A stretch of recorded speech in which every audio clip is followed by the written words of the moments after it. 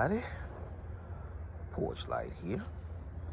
And as you can see, the garden's looking a tad bit different.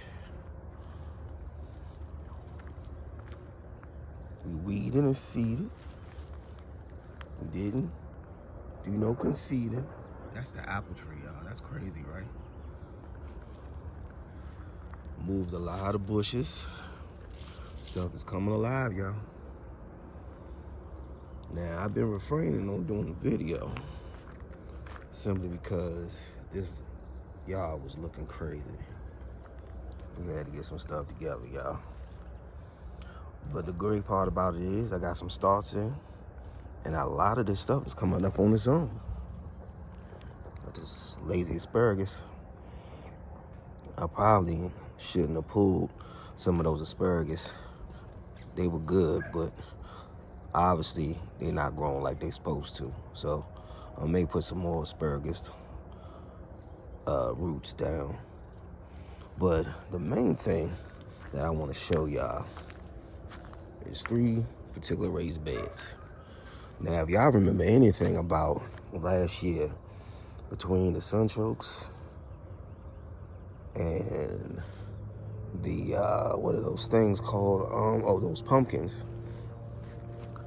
This bed was full of sunchokes, and it literally blocked the garden, which was good because you don't always have to see that, but it was bad because I couldn't use this bed for nothing else. So I literally got all the sunchokes out. Now, let me paraphrase that. There's no such thing as getting all the sunchokes out of anything. But when I tell you I'm close to 99%, look, let me show you. So I did the same with this bed a couple weeks ago.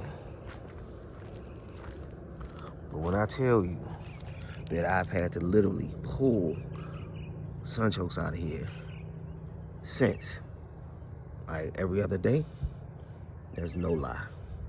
Because they got right in the corners and the crevices right there. Excuse my arm. But yeah, so now you look at this bed. This bed was sunchoke ridden, and now it's not. Now this bed still got sunchokes in it. These guys right here. But my pro tip to you guys is if you got sunchokes and you don't want them in that bed, pull them while they're early. But if you really, really, really want a pro tip, wait until they grow a little bit.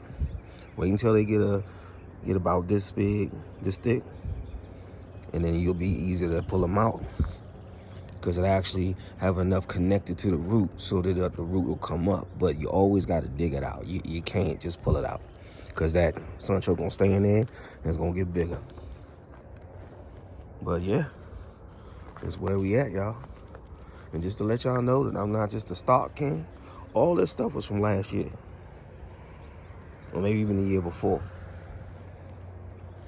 And yeah, I mean, we doing. I'm still waiting for this guy to grow something before I pull him. Because I've done this, I pulled it before and these were actually still living, so I may just cut this in half. But yeah, y'all, it's time. Oh, and one more thing. Y'all know them plants I had from inside from a different video? I put them out here and then messed around. I got another freeze. Now, I was smart because I went ahead and pulled the starts that I put out there that I actually purchased. But the ones that I grown from inside from the house plant, they were too flimsy, y'all. So they not here no more. It was just a couple, you know, no big deal. You know, pour out a little fertilizer. All right, y'all, I just want to give y'all a quick update. We gonna have this thing looking a lot different next time y'all see it. Hopefully by that time, this will be growing those mini tomatoes, and we'll keep it in a more structured situation so it's not looking crazy. Because if y'all go back to my last year videos, right around this time, this thing looked like a jungle.